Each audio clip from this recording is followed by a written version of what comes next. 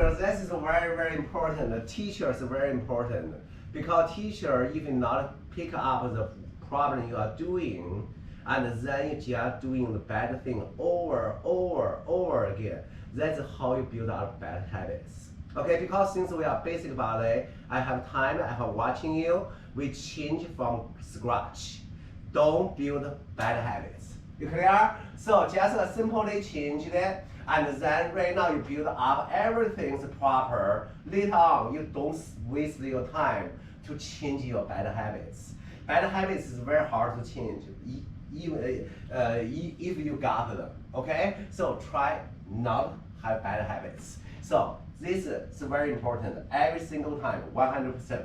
Okay, and also another thing that I really want you to think, this part.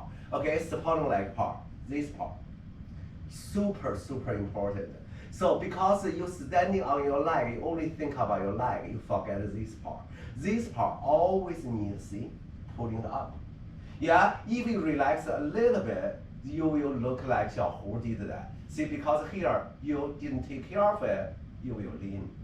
See, right? So this is super important. So whenever you do a turn, if this not go up, you will turn like this way. See? When you turn like this way, you cannot turn, right? So think about this way.